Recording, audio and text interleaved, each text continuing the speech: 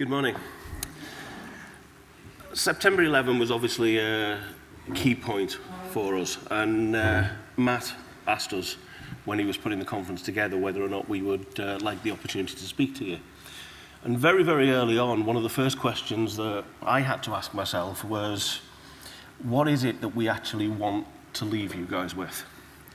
Because the events themselves and the tragedy themselves are still very, very real to us. And I don't think we even realized until the last couple of days exactly how real.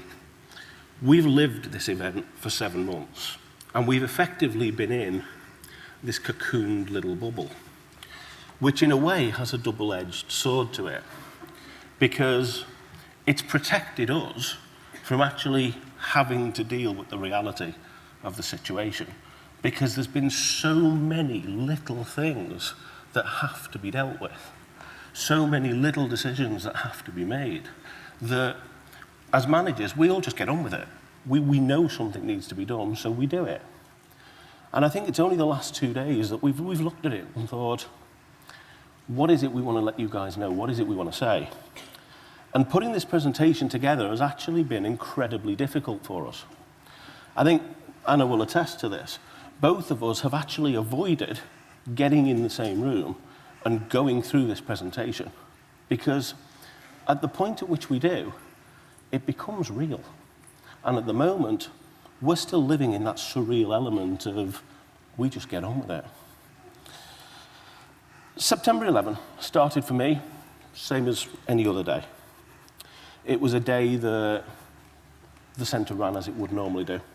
Actually, my birthday, so I'd taken the opportunity to take the day off. And at 7:10 that evening, I got a phone call to let me know that the dog's home was on fire. Got in the car, headed straight down there. I actually live at the Cheshire Dogs home, so it took me about, on a good day, it takes me about 3/4 of an hour to get there. In real terms, it took me about 25 minutes this particular day. And you drive down then, the only thing, I can remember that drive like it was yesterday. I made 2 phone calls. One to our secretary to let them know what was happening, and one to a colleague to basically say, we need some help, we need some support. Driving down there, the overriding thought in my mind was always, let it be a storeroom fire. Let it be a bin fire. Let it be anything but the kennel blocks. And at this stage, we didn't actually know what it was that was burning. We've obviously done our risk assessments. Health and safety can be the bane of our existence within this sector. And our risk assessments had always identified the building that was going to burn was always going to be the admissions block. Not admissions, sorry, admin block. Because that's the block with all the paper. That's the block with all the combustibles. Anybody that runs a kennels knows those kennels float. They're not going to burn. How are they going to burn? Your risk assessments always identify it as being a low risk. What we didn't take into account, and I don't think you can take into account, is arson. You don't anticipate that somebody is going to use an accelerant and set those blocks alight, for whatever reason. That said, I have to commend the emergency services. They were absolutely phenomenal. The fire on the night was raised by a member of staff. That member of staff has lived on site there for 20+ years now. He was made aware of it partly through hearing the fire alarms, partly through his daughter, who happened to look out of her bedroom window and see the smoke. First thing he did was get down to that adoption centre. The first thing he did was start to look at how he could get dogs out of that area. And while he was doing that, his wife was ringing the emergency services. I got there. I was the first member of the management team actually on site that day. And obviously then it became my responsibility to liaise with the fire officer and actually do the walk around. And nothing can prepare you for what you actually saw.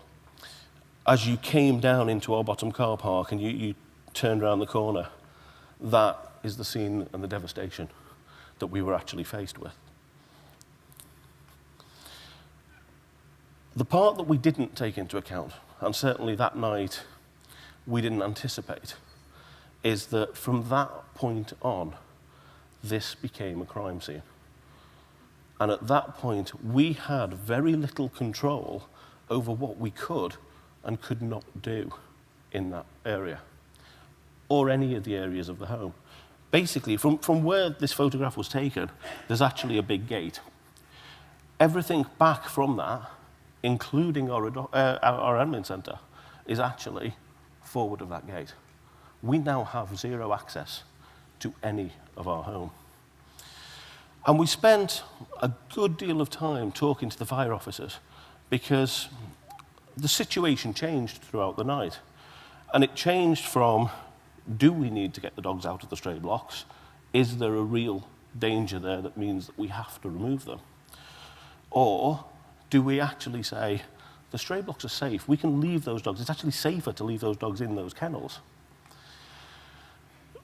As part of the walk round, I don't know if you can actually identify it very easily there, but between the two vans, where those fire officers are stood, there's actually a walkway all the way down the centre between two buildings. And that was the way the fire officer actually took us down and took us through. Logistically, we had to sign a crime register, we had to give fingerprints. They would not allow an awful lot of people through into this particular area. But we did the walk round, or I did the walk round, went down that particular area. And right at the very bottom where the adoption centre used to meet one of our stray blocks, we were actually stood and we were discussing how the fire had started, where it started, and the extent of the damage itself. While that was happening, the roof of the building started to collapse in. And at that point, the fire officer grabbed me, moved me into one of the stray blocks, and refused to let us out until the area was deemed safe. That thick cloud of smoke that you see there was throughout all of our stray blocks. You were breathing that in. The dogs were breathing that in. So it became very apparent very, very quickly. We need to get these dogs out. We need to get them out of the way. We can't leave them in there. While I was dealing with that, and I was focused on that, Anna was on her way over from the Cheshire Dogs home. And I think I'm right in saying that you made several calls to the vets and started to coordinate getting them onto site. I think with every charity you had to have the continuity plan. And I'll be honest, we have a continuity plan, but in reality, like Steve says, you don't know that you're not actually going to be able to go on site. You don't realise, you know, in our continuity plan, we were expecting to move one block of dogs, if that ever happened, not a whole dog's home. And, you know, without the help of other charities such as the RSPCA, the local animal wardens, and the Dogs Trust, we wouldn't have actually been able to physically move every single one of those dogs ourselves. You've also got the element of the staff. You know, I was at Cheshire Dogs Home calling all the staff back from both homes to go to each home. And, you know, they were setting up, getting the kennels ready. We literally shut the kennels down. We have hatches, we have night and day compartments. At night they have both. And we literally were shutting the hatches down and preparing for the dogs to come in. Then, you know, it's the survivors. We don't actually know what's going on because it's all extremely hazy. Most of you may even live on site, and the amount of times the fire alarms go off in the middle of the night, the burglar alarm goes off in the middle of the night, you traipse down in your pyjamas and there's nothing going on. Can you imagine actually how our staff felt going into the dog's home or seeing externally that there was a fire, and then to find out that it was actually the dogs on fire? The sounds, the smells were absolutely appalling. Our member of staff that's worked for us for 25 years went as brave as he could twice into that burning building and pulled 2 of our dogs out. And, you know, we had to very early on realise that the press were at our door. I mean, we were talking at the end of, if you've ever been to Harper Hay, at the end of the dog's home, there was thousands of people come to help. And the press were there. And, you know, as a manager from our second dog's home, I was at home in my ordinary gear. I got there and there was lots of charities that were kindly offering to help us. There was all these people, and trying to get into the dog's home and explain who I was extremely difficult. That certainly wasn't in our continuity plan, is how do you actually go into a crime scene and say who you are? Can I just pick up on that? I think the one thing that became very apparent very, very quickly, business continuity plans, it's a requirement. We have to have them. Any of us that have stray dog contracts have to have them.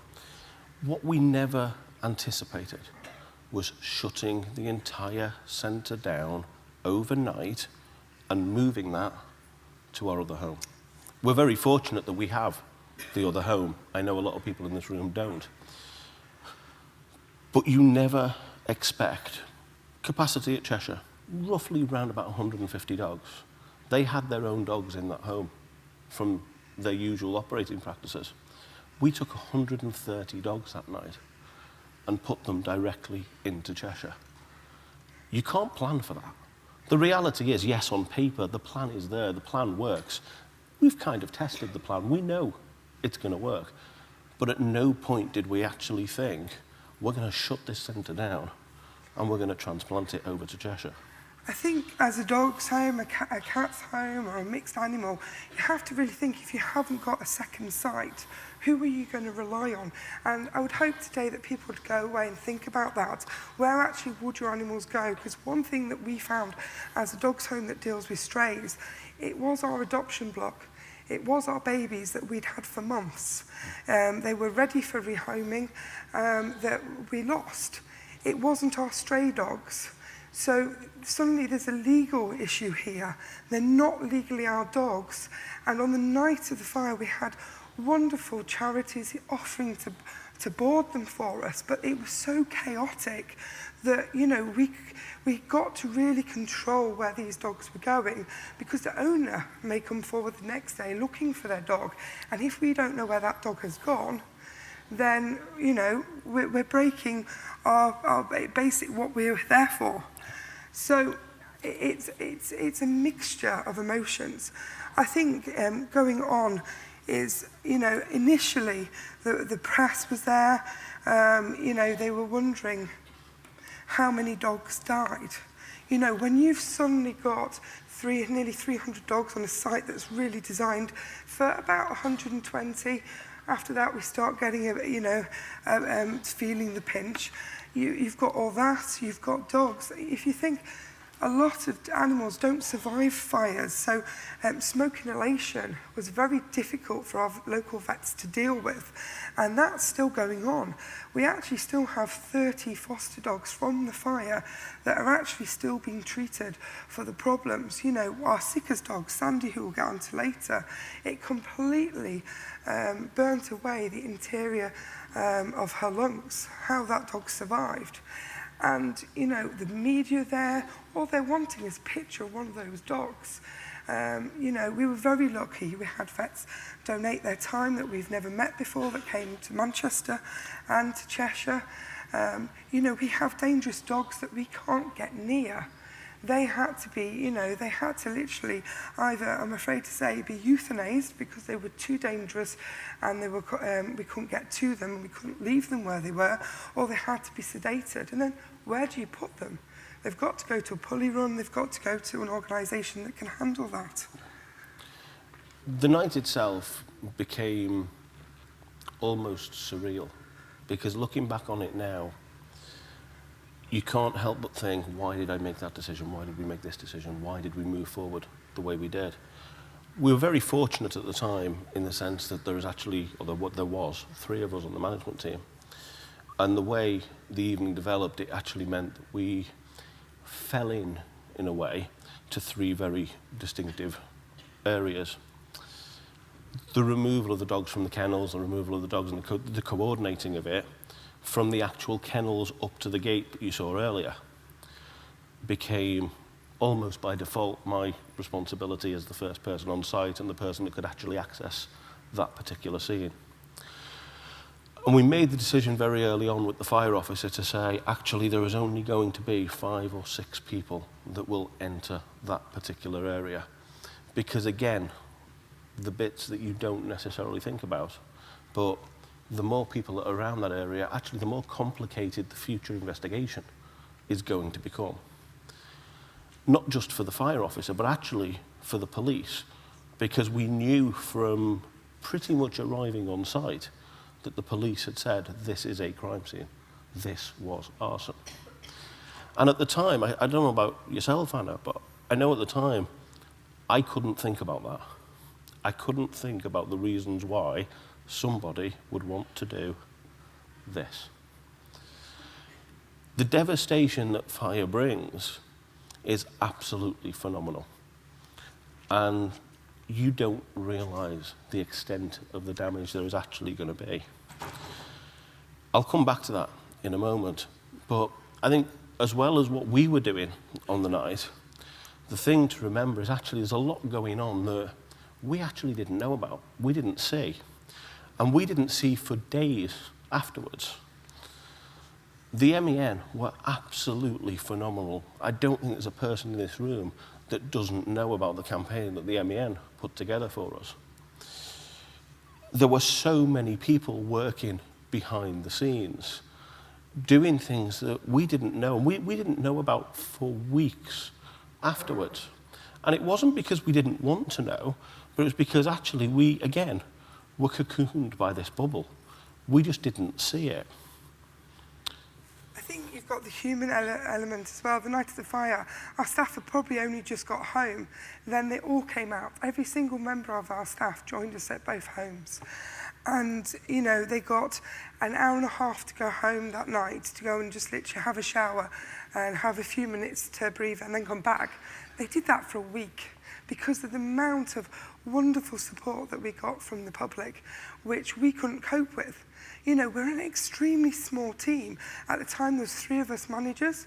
There's now only 2 of us. And we have, just at the dogs' homes between the 2, and you think of the amount of dogs we deal with, we have 46 staff. And that's including myself and Steve. And suddenly we have the world's press there. But the worst part of it is, you know, unfortunately in our game, we do deal with euthanasia of dogs, but you have a process and you follow that process. As hard as it is, you make that decision for the right choice. But this, I had 2 days, 3 days later, a staff at Manchester in heaps because they are looking for their dog. They have spent hours. We always have, we shouldn't, but we always have that special dog sometimes in the kennels. And that dog's not come out. And yet they're keeping going. But they've got that issue going on. It was just, 1 minute you had people in floods of tears. The next minute we snarled the motorway up with people were donating. But again, we're a small team. If it wasn't for Pets at Home, it wasn't for Tesco's sending the Arctic lorries, then we wouldn't have coped with this. Pets at Home, in their busiest time, Christmas time, when they're moving all their stock around, you know, they actually stored a lot of this. We've only recently got it back, and we're not even we're going through with it with the support adoption for pets next month. And again, it's things like this. We're still going on, and we would have never ever dreamt of this. Yeah. I think the only thing that, you know, for the staff was it was so much positive and so much negative. You know, it didn't help our Facebook site, for instance. Before the fire, we had 18,000 followers. We now just have, I think, under 80,000. I've done our Facebook from day dot, and I do it at home as a volunteer. And, you know, now we have 50, 60, 70 questions every single day that sometimes I can't get through. So everything's moved on. But then the negative also starts. You know, we have rescues that have never been to us that have, you know, quoted that in their opinion we had no one living on site. We had no fire restriction, safety. And if someone reported us the next day for breaching fire safety laws, we had the fire brigade down at Cheshire stopping everything. You know, we've got sick and injured animals we're trying to move around, and we're having to deal with that inspection. you know, we are fully fine. We run our homes in a safe manner. It was arson that did it. But can you feel how the staff have suffered? They are getting over this and they're having this at them. But then the overwhelming response Has been phenomenal. is absolutely amazing. And I think that's the thing. We can't take anything away from the support that we've had, the support from people like yourselves, the support from the community. These are just a couple of pictures from the local church, and it's quite a comical situation because the church itself is actually being renovated. So they decided that they were going to move into the community hall. On the night of the fire, the local vicar threw that community hall open to us and basically said, whatever you need, you can use that for. And we started sending people up there with donations, not anticipating the level of donations that we were actually going to get. Because within hours, that hall was full. But he also went on and said, actually, he wanted to do a little bit more for us. So for the staff, he actually held a memorial service up at the church. And this is the one thing, for everything you hear about bad journalists and bad press and bad PR, the one thing that we can say is that in this instance, our experience is actually quite the opposite. Because we always said to them, the one thing we do not want, you can take whichever photographs you like, you can do what you need to do at the church, but not of the staff. The staff have asked that you respect them and stay away. I think there was a few pictures, but the main thing is we needed a bit of a reflection time and really to mourn ourselves in that hectic period. And we have pictures of 3/4 of dogs that perished, and the staff wanted them to be there at the church, and we specifically asked, we don't want them to be publicised, and they didn't. And I think for journalism, that would have been quite a huge scoop if they could have put the pictures of those dogs. And they didn't for us, and we're internally grateful because that is something, as a home, we can keep ourselves, we can keep to ourselves, because it's all been so public and so open that gives the staff something to remember and to keep as the people that lost those dogs, our family. I'm reasonably sure the vicar has a slight change of heart towards us now, because again, side effects that you don't think about. But the local community that night were actually taking blankets from their own dogs and bringing them down for us. And it turns out, several months later, we actually found out that this nice new hall that they just had decorated and got ready for the actual church to use was now flea-ridden, and they had to have all of the carpets written out.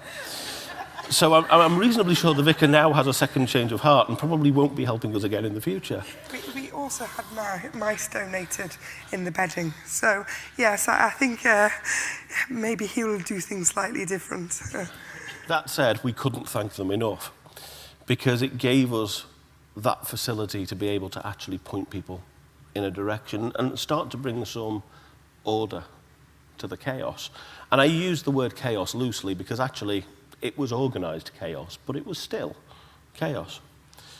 The part that took us by surprise, and I think even now still does take us by surprise, is there are little elements that you don't anticipate.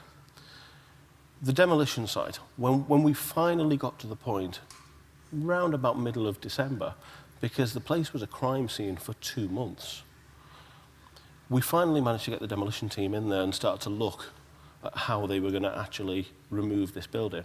And again, public perception was that actually this building burnt down. As of the 12th of September, public perception was this building did not exist anymore. What you don't anticipate is actually there's still a whole pile of rubble there that you have to get rid of. I think for the first time in history, we actually had a phone call from our insurance company, and it wasn't to do with the renewal. But they actually got in touch with us very, very quickly. And again, credit to them for doing that. But again, it comes back to, I think, what we touched upon very briefly earlier. It's about the relationships that you build up, the relationships that you have, and the continuity plans that you put in place. I think for us, and I'm doing the human side, is we really need to thank the demolition company because there was a major thing for our staff is we had quite, our dogs were still in there and we wanted them out. We wanted to have them cremated because we have a crematorium. And that was very important for a bit of closure because from the looks of it, with a prosecution, we may not get that. And if it wasn't for the demolition team going in and retrieving our angels, we wouldn't have had that closure. And again, that's all through communication. The whole process is an awful lot of communication, a lot of sadness, a lot of, I can't explain, people coming out and helping really, really helped us in that time. But there's certain things behind the scenes that we were battling. We were battling for 3 days because that building was going down with the dogs in it. And that couldn't happen for us. We are animal lovers, and that would have been absolutely a disaster. But it wasn't us that had to do that, it was the demolition team. They didn't have to do it, and we were so grateful. Again, there's been this knock-on effect for us because we lost our administration building that night. That was the building we anticipated was always going to burn down, so we had plans in place to take care of that. But we didn't anticipate them actually saying to us, you just can't get in there. And between September 11 and right through to pretty much the end of December, that building stayed exactly the same as it was. One of the most surreal and touching experiences, I think, for me, was actually the Friday morning. To walk through those stray blocks on the Friday morning, they're still warm. You can still smell those dogs. Not the adoption centre smelled of smoke, it smelled of fire, and to the day that building was taken down, that's how it felt to me. Our staff had to walk past that for months to get in a minibus to come to Cheshire. There were scratch marks that we could see. Was that from previous dogs? Was that our babies? We don't know, and we had to live with that. And you know, we it's only 7 months, and it's so raw. But there was positives on Facebook, social media, Twitter. We had Sandy. Sandy was the dog I spoke of earlier. Her lungs were completely thick of black gunk from the fire. Colin, our member of staff, had pulled her and Badger out. And realistically, for us, it was, you know, believe it or not, Badger was a Lurchery Greyhound type, and they have the big, deep chests. He was more or less fine after a couple of weeks' worth of treatment. Sandy, she's a bit more of a robust breed, was 3 months in intensive care at our local vet, more or less. She'd come to my house because she was so down in the dumps. We had feeding chest tubes in her. She was continuous on drips. The antibiotics would stop working because of secondary infection in her lungs. But the only way to find out what was going wrong was to do bronchial washers. But then any healing that had taken place, that took away. And I think, in a sense, she became a champion for us and for the public. After a few months went on, we also, as a home, had to be very careful that we weren't using her as that, because that's what the public made her. Sadly, we've actually lost her through something else about 3 or 4 weeks ago. But she was there. It's still very, very real for us. And Sandy became that one beacon of hope that we had. The funny thing was, we were talking to Matt earlier and we weren't sure whether or not we were actually going to make it through this presentation. It actually looks like we're going to overrun this presentation. So I'm going to move on very, very quickly. The future. Where is that going to take us? Where is that going to be? And the honest answer is, right now, we don't know. But we know we're going to be bigger. We know we're going to be better. We know we're going to be stronger because of what we've been through. So going back to what I said earlier and saying, what is it that we actually want to leave you guys with? I think it's 2 things. 1, have your continuity plans, know that they work. Start to speak to your supporters, start to speak to your local rescue centres. Build up those relationships and do it now. You might never need them, and if you don't, great, but if you do, have them there. The other thing, sorry. So we're all here for the same reason. If it wasn't for local charities, local public, we would not have coped with that night. You need to start chatting, if you're not already, with your local rescues. It's so vitally important because they are who helped us. I think the last thing I would say is that, you know, we're all here for a common goal. We've touched upon that already. But the slogan of the ADCH is, we're better together. Use the people sat around this room. Use the support that you have from people in the next room. Start to pull together those relationships and actually benefit one another by standing there united and saying, actually, you know something? We are better together and we're going to be better because of those relationships. Thank you. Thank you.